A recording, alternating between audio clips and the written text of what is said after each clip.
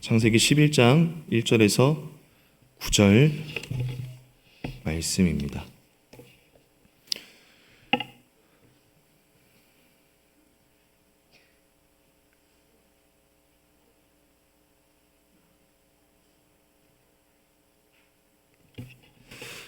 네, 교독해서 읽도록 하겠습니다. 온 땅의 언어가 하나요, 말이 하나였더라.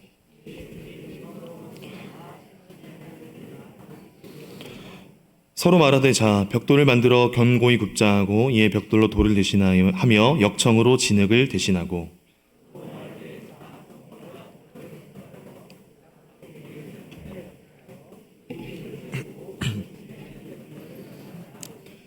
여호와께서 사람들이 건설하는 그 성읍과 탑을 보려고 내려오셨더라.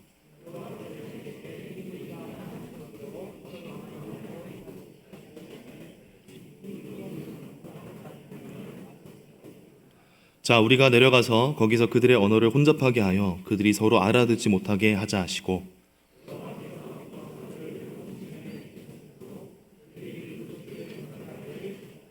함께 읽겠습니다. 그러므로 그 이름을 바벨이라 하니 이는 여호와께서 거기서 온 땅의 언어를 혼잡하게 하셨음이니라. 여호와께서 거기서 그들을 온 지면에 흩으셨더라. 아멘. 네, 참 일상을 살아가다 보면 늘 하나님보다 다른 것을 높이려 하는 모습들을 종종 보게 됩니다. 제가 민감하다고 하면 민감할 수도 있겠지만 이 기사를 보다가 혹은 유명한 사람들에게 그 별명을 붙여서 부르는 것을 제가 읽거나 보면서 참 고민에 빠진 적이 있습니다. 어떤 사람을 통해서 느님, 저를 치면 복느님 이런 식으로 맛있는 음식을 향해서 닭느님. 처음에는 프랑스 말인 줄 알았습니다. 깐느 같이 그런 말인 줄 알았는데요. 이 사람 정말 대단하다는 겁니다. 느님. 그런데 TV나 기사로 그렇게 부를 때마다 참 제 마음이 불편합니다. 장난인 것은 맞는데 그냥 넘길 수도 있을 것 같은데 과연 저래도 될까? 우리 마음속에 사람을 높이려는 그 마음을 우리 자녀들에게 걸러주지 않아도 괜찮을까? 우리가 저런 말을 사용해도 될까? 그런 생각을 한 적이 있습니다. 그 외에도 참 자연을 높이는 것이 종종 있습니다. 이렇게 하나님 외에 다른 것을 높이다가 하나님께 조치를 받은 사건이 바로 오늘 우리가 읽은 바벨탑 사건입니다. 이 말씀을 통해서 하나님이 흩으셨어요 라는 제목으로 말씀을 전하겠습니다. 이 당시에는 지금처럼 언어가 다양하지 않았습니다. 1절 말씀처럼 하나였습니다. 이 언어가 하나이니까 좋은 점도 많았겠지요. 뭐가 좋았겠습니까? 저는 당장 생각나는 것이 영어 공부를 하지 않아도 되겠다 그런 생각을 했습니다. 아싸가 나오는데요. 언어가 하나이니까요 너무 좋았을 것 같습니다. 그래서 모두가 협력해서 일을 할 수 있었죠. 특히 이 사람이 이 언어 말하는 것은 누구를 닮은 것입니까? 바로 천지를 창조하신, 말로 천지를 창조하신 하나님을 닮은 바로 성품입니다. 그래서 이 언어로 하나님은 인간과 대화를 하셨습니다. 그러므로 이 언어는 이 인간에게 하나님 주신 선물입니다. 그리고 그 선물인 언어로 아담은 동물들의 이름을 지어줬습니다. 수많은 동물들의 이름을 지어줬습니다. 아마 아담이 정말 하나님 주신 그 지혜가 충만하지 않았을까 싶습니다. 그리고 이 언어로 당시 사람들은요, 이 건축 기술도 협력해서 만들었습니다. 그런데 하나님을 따르지 않는 사람들의 특징이 있는데 뭐냐면 하나님이 주신 이 좋은 것을 악용하는 것입니다. 죄인들의 특징이죠. 오늘 2절 말씀을 같이 한번 읽어보겠습니다. 시작. 이에 그들이 동방으로 옮기다가 시날 평지를 만나 거기 거류하며. 오늘 2절에서 말씀하는 이 그들이 누구입니까? 이 노아의 후손 중에서 하나님을 따르지 않는 사람들이 있었습니다. 오늘 우리가 읽지 않았지만 10장 6절을 보시면 그들이 누구인지 알려주는데요. 6절 제가 보면 함의 아들은 구스와 미스라임과 붓과 가나안이요. 8절에 구스가 또 니므롯을 낳았으니 그는 세상의 첫 용사라. 9절 보시면요. 그가 여호와 앞에서 용감한 사냥꾼이 되었으므로. 이 말은 이 니므롯이 여호와 앞에서 용감한 사냥꾼이 되었다는 말인데 이 니므롯이라는 사람이 코람데오의 삶을 살았다는 것이 아니고요. 앞에서를 대적하여로 봐야 됩니다. 그러니까 여호와를 대적하여 용감한 사냥꾼이 되었다라고 해석해야 됩니다. 그래서 10절 보시면요. 이 니무롯의 나라는 시날 땅의 바벨과 에렉과, 이 정리하면 이 함의 자손들이 동방으로 옮기다가 시날 평지에 머물게 되었습니다. 그리고 곧 니무롯과 같은 강력한 인물들이 태어났습니다. 그리고 그들이 바벨 왕국을 세웠습니다. 게다가 그들의 언어는 하나였지요. 그러니까 니무롯이라는 강력한 리더십, 그리고 일치된 언어가 시너지를 만들면서 결국에는 성을 쌓고 탑을 쌓고 문명을 만들기 시작했다는 것을 오늘 말씀이 말씀하고 있습니다. 그리고 이 사람들은요, 성을 높이 쌓기로 결심합니다. 그래서 오늘 우리가 이 사람들이 성을 쌓는 목적하고 그리고 하나님께서 어떻게 역사하신지를 좀 살펴보면서 오늘을 살아가는 우리를 위한 두 가지 메시지를 발견하기를 원합니다. 첫 번째 메시지는 무엇인가 하면요, 하나님 없이 하는 계획과 일을 경계해야 합니다. 하나님 없이 하는 계획과 일을 경계해야 합니다. 여러분, 이 성을 쌓는 것 자체가 문제일까요? 진짜 문제는 성을 쌓는 목적입니다. 이 오늘 말씀 4절에 보면 이 바벨탑을 쌓는 세 가지 이유가 나오는데요. 또 말하되 자, 성읍과 탑을 건설하여 그 탑 꼭대기를 하늘에 닿게 하여 우리 이름을 내고 온 지면에 흩어짐을 면하자 하였더니, 이 첫째, 그 탑 꼭대기를 하늘에 닿게 하여, 인간 스스로 하늘에 닿고 싶었다는 것입니다. 사람은 원래 하나님 안에서 진짜 행복과 기쁨을 누릴 수 있는데요, 그것을 거부하고 아니야, 우리 힘으로 한번 해보자, 하나님처럼 되자라는 목적이었습니다. 이 뱀이 아담과 하와에게 유혹을 어떻게 했습니까? 네가 하나님처럼 될 수 있다라고 유혹을 했습니다. 모든 죄의 뿌리는 하나님처럼 되고 싶은 욕망이 있음을 우리는 알게 됩니다. 두 글자로 무엇이겠습니까? 교만입니다. 제가 2017년경에 책을 하나 읽었는데요, 호모데우스라는 책을 읽은 적이 있습니다. 그 책의 내용을 보면 이제 인류는 죽음을 극복하게 될지도 모른다, 진화론적 관점으로 봤을 때 사피엔스에서 호모데우스, 즉 신의 단계로 업그레이드 할 수도 있다라는 내용을 담고 있었습니다. 아무튼 사람은 죽음을 정복할 수 있다, 이제 신의 자리로 갈 수 있다, 그럴 수 있다, 그런 책의 내용이었습니다. 아무튼 이 당시 사람들은 이 바벨탑을 하늘에 닿기 위해 쌓았습니다. 그 이유가 무엇입니까? 바로 하나님처럼 되고 싶은 마음이 그 마음에 있었던 것이죠. 두 번째 이유는 무엇일까요? 4절에 계속 보시면 우리 이름을 내고입니다. 탑을 높이 쌓아서 우리의 이름을 내겠다, 유명해지고 싶은 마음이 있었습니다. 하나님이 처음 사람 만들 때 무엇으로 만드셨습니까? 쇠로 만드셨습니까? 강철로 만드셨습니까? 정말 연약한 흙으로 만드셨습니다. 그리고 그 흙에다가 하나님의 숨을 부어 넣어서 인간이 되었습니다. 그러면 인간은 티끌 같은 존재이지만 하나님의 생명을 얻은 귀한 자들이죠. 그래서 사람은 이 생명을 받은 자로서 감사하고 하나님께 영광 돌리는 존재로 살아가야 되는데, 아니다, 우리는 우리의 이름을 내겠다. 3절 보겠습니다. 벽돌을 만들어 견고히 굽자하고 이에 벽돌로 대신하며 돌을 대신하며 역청으로 진 흙을 대신하고. 이 역사가 이 알렉산드리아의 필로에 의하면 실제로 바벨탑을 쌓을 때 그 만든 벽돌에다가요, 자신의 이름을 새겼다고 합니다. 그리고 역청을 사용합니다. 진흙 대신에 역청을 사용했다고 합니다. 혹시 이 역청이 이전에 우리가 읽었던 그 창세기 어디에서 사용되는지 아십니까? 예? 예, 맞습니다. 이 역청은요, 노아가 방주를 만들 때 하나님께서 안과 밖에다가 칠하라고 하셨습니다. 왜냐하면 이 역청은 방수 기능이 있거든요. 홍수를 대비하라고 하신 거죠. 그런데 홍수를 겪었던 이 사람들이 이제 더 이상 우리가 하나님 앞에 지지 않겠다, 탑에다가 역청을 발라서 홍수를 대비해야지. 하나님이 그의 백성을 보호하려고 주신 건데, 죄인인 이 사람들은 하나님을 이기고 대항하는데 역청을 사용하고 있습니다. 아마 탑을 쌓는 이유도 그러지 않을까 싶습니다. 탑을 높이 쌓아서 어떤 홍수가 다시 와도 견고한 탑을 만들려고 하지 않았을까요? 하나님의 도움 없이 우리의 방법대로 안전하고 싶은 마음입니다. 하나님 없이 생존 가능한 구조를 만들고 자기 이름을 내고 싶은 것이죠. 세 번째 탑을 쌓은 이유가 무엇일까요? 네, 계속 나오는데요. 온 지면에 흩어짐을 면하자. 온 지면에 흩어짐을 면하자. 이 흩어지지 않고 사람을 점점 불러 모으는 것이 목적입니다. 하나님께서 홍수 심판 후 노아에게 주신 명령이 무엇입니까? 창세기 9장 1절에 보면 나오는데요. 네, 제가 PPT 띄워놨으니까요. 같이 한번 읽어보겠습니다. 시작.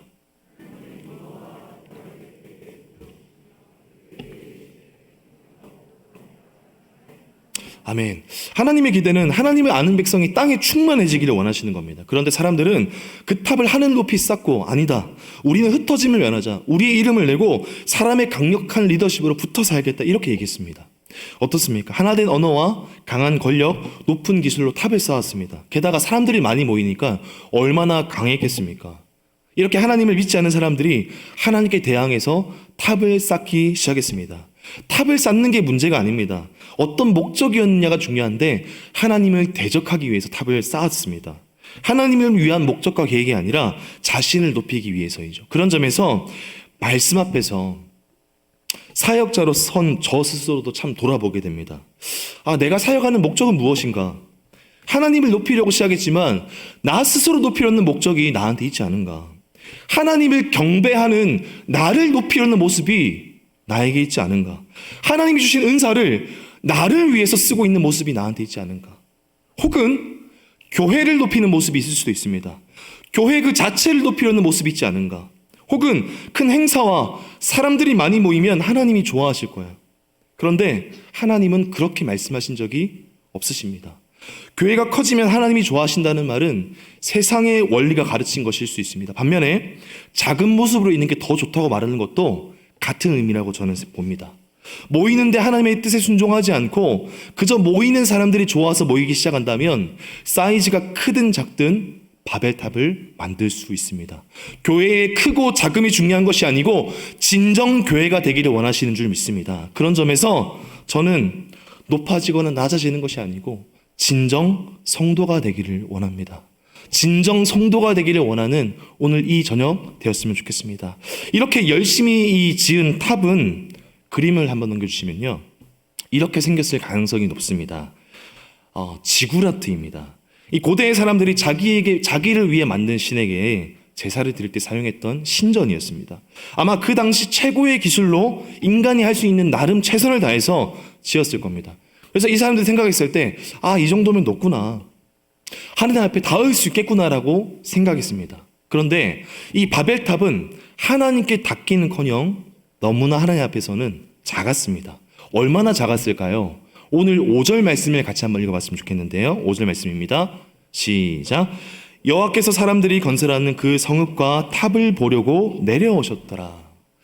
5절에 참 재밌는 표현이 있습니다. 여호와께서 탑을 보려고 내려오셨더라. 여러분, 하나님은 어디에나 계신 분인 줄로 믿습니다. 굳이 내려오지 않으셔도 다 아시죠. 그런데 굳이 내려오셨다는 표현을 쓴 이유가 있습니다. 사람의 입장에서는 정말 최선을 다해 높이 쌓았지만 하나님의 입장에서는 내려오지 않으면 안 보일 정도로 작았다는 의미입니다. 지금도 많은 사람들이 하나님을 대항해서 높이고 자기 이름을 높이려고 하는 경향들이 참 많이 보입니다. 하나님 없이 안전해지고 싶은 욕망 때문인데요. 그거는 저 역시도 마찬가지인 것 같습니다. 팀 켈러 목사님이 지은 내가 만든 신이라는 책을 보면 우리가 쌓고 있는 바벨탑에 대해 잘 정리되어 있는데요. 우리가 책을 다 읽을 수는 없기 때문에 요약해서 보면 이렇습니다. 첫 번째, 내가 만든 신, 평생 소원. 간절하기 때문에 더 우상이 될 수 있다. 2번, 내가 만든 신, 사랑. 3번, 내가 만든 신, 돈. 내가 만든 신, 성취. 내가 만든 신, 권력. 두려움의 또 다른 얼굴. 가면 쓴 숨은 신들, 문화와 종교. 계속해서 저런 카테고리 중에 하나를 바벨탑으로 쌓고 있는 모습이 있을 수도 있습니다. 그러다 보면 그런 마음이 듭니다. 하나님, 조금만 더 쌓고 내려갈게요. 하나님, 조금만 더 쌓고 주님 찾겠습니다. 그러고는 이 정도 쌓았으니까 이제 안전하군요. 이제 예배해도 되겠구나. 그러나 하나님이 보실 때는 내려와야 보일 만큼 너무 작습니다. 또 다르게 생각하면 아무리 사람이 노력해도 스스로 하나님께 닿을 수 없다라는 사실입니다.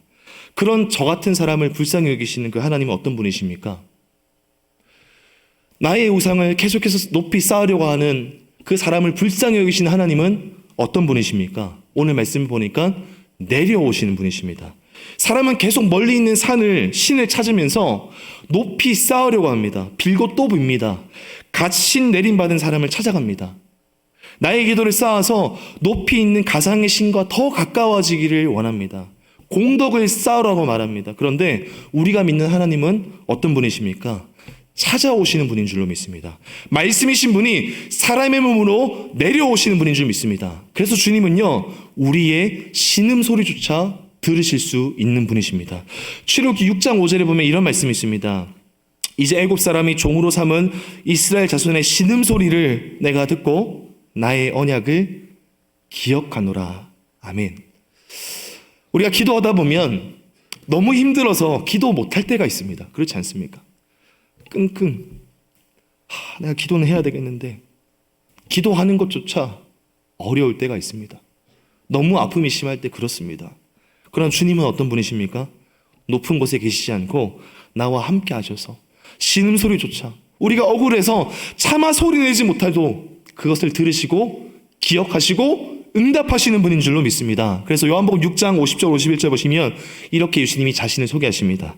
이는 하늘에서 내려오는 떡이니 사람으로 하여금 먹고 죽지 아니하게 하는 것이니라. 나는 하늘에서 내려온 살아있는 떡이니 사람이 이 떡을 먹으면 영생하리라. 내가 줄 떡은 곧 세상의 생명을 위한 내 살이니라 하시니라. 아멘. 하늘로부터 내려오시는 그 하나님은, 예수님은 우리를 어떻게 하십니까? 우리를 살리는 분인 줄로 믿습니다. 그렇기 때문에 오늘 우리가 기도할 때에 높이 있는 하나님께 기도하는 것이 아니고 우리를 구원하기 위해서 신음소리조차도 들으시는 그 하나님, 내려와서 이미 임재하고 계시는 그 하나님 앞에 믿음으로 기도하며 나갈 수 있는 저와 여러분 다 되었으면 좋겠습니다. 그러면 오늘 말씀에서 내려오신 하나님은 이 사람들을 어떻게 하십니까? 두 번째 사실입니다. 두 번째 메시지인데요. 하나님은 죄인에게 흩어지는 은혜를 베푸십니다. 하나님은 죄인에게 흩어지는 은혜를 베푸시는 분인 줄로 믿습니다. 더 큰 악을 저지르기 전에 막아주시는 은혜를 베풀어 주세요. 그래서 내려오신 하나님은요, 이 바벨탑 건설을 중단시키기로 하셨습니다. 6절 7절 말씀입니다. 같이 한번 읽겠습니다. 시작.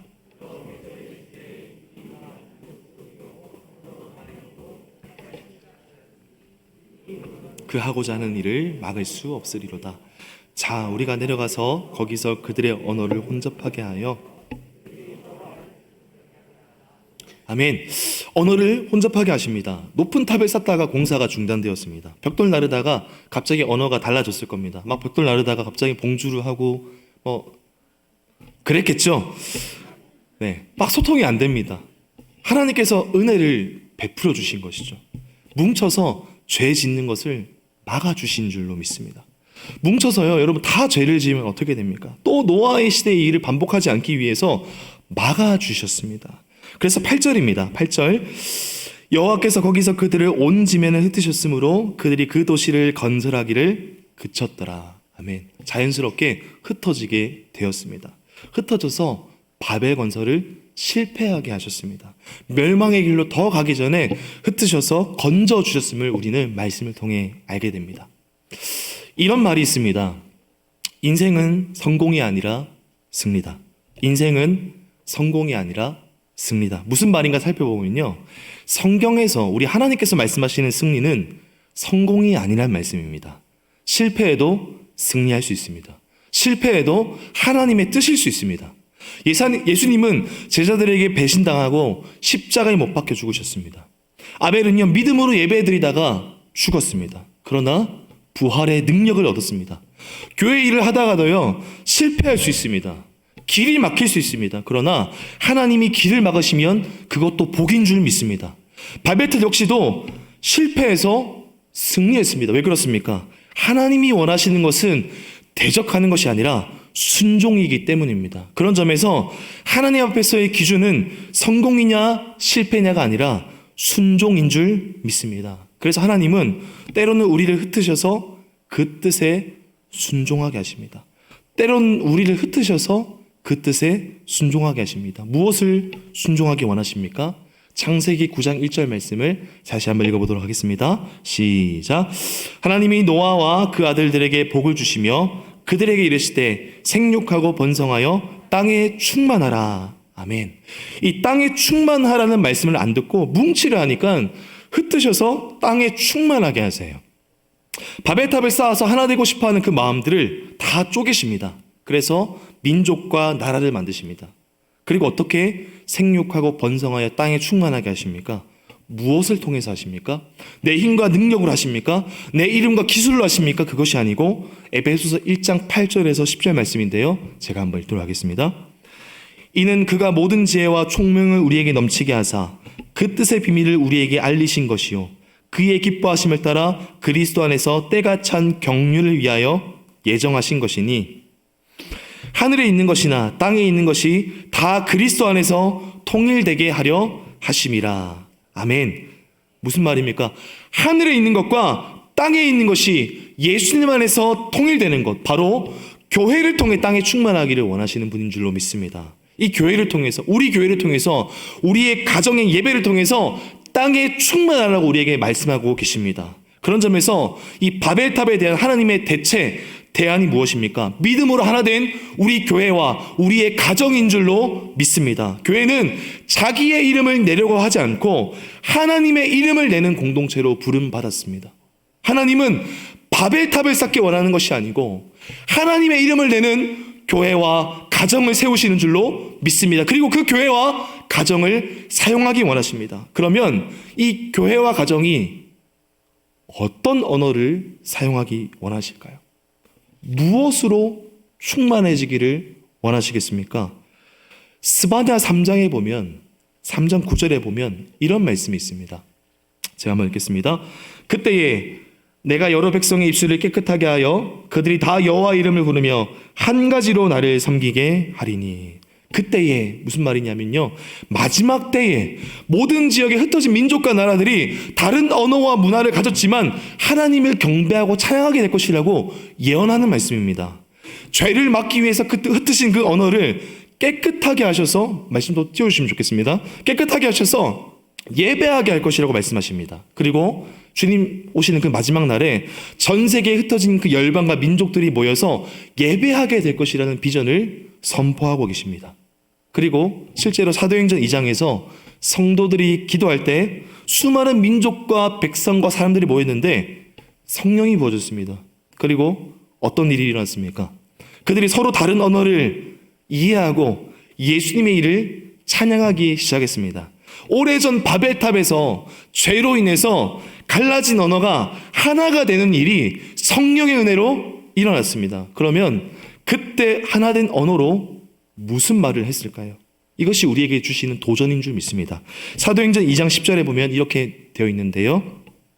부르기아와 밤빌리아, 애국가 및 구레네에 가까운 리비아, 여러 지방에 사는 사람들과 로마로부터 온 나그네, 곧 유대인과 유대교에 들어온 사람들과 11절 그레네인과 아라비아인들이라 우리가 다 우리의 각 언어로 하나님의 큰 일을 말함을 듣는도다 하고. 아멘. 하나님의 큰 일을 말하기 시작했습니다. 하나 된 언어로요. 그럼 어떤 큰 일일까요? 33절 말씀에 나와 있는데요. 이 말씀 같이 한번 읽도록 하겠습니다. 시작. 하나님이 오른손으로 예수를 높이심에 그가 약속하신 성령을 아버지께 받아서 너희가 보고 듣는 이것을 부어주셨느니라. 아멘. 제가 한번 읽겠습니다. 하나님이 오른손으로 예수를 높이심에 그가 약속하신 성령을 아버지께 받아서 너희가 보고 듣는 이것을 부어주셨느니라. 아멘. 바벨탑이 아닌 예수를 높이시는 일을 선포하게 하셨습니다. 바벨탑의 언어가 자기 자신이었다면 교회의 언어는 예수 그리스도인 줄 믿습니다. 그런 점에서 우리를 바벨탑처럼 죄를 학살하는 공동체가 아니라 성령이 주시는 언어로 하나된 공동체로 부르시는 줄 믿습니다. 수많은 모양과 개성이 있지만 예수를 말하고 예수를 듣고 예수를 높이고 예수를 드러내는 가운데 예수님처럼 내려가는 저희가 되기를 주님의 이름으로 축원합니다. 그래서 우리 교회 가운데, 하나님 우리 가정 가운데 오직 언어는 세상의 것이 아니고 예수 그리스도가 되게 하여 주시옵소서. 이런 고백이 우리 가운데 있기를 간절히 소망합니다. 말씀의 결론을 맺습니다. 예수님은 어떤 분이십니까? 예수님은 내려오시는 분이십니다. 하나님의 인간이 높아지고자 하는 그 마음을 흩으시는 분이시고요.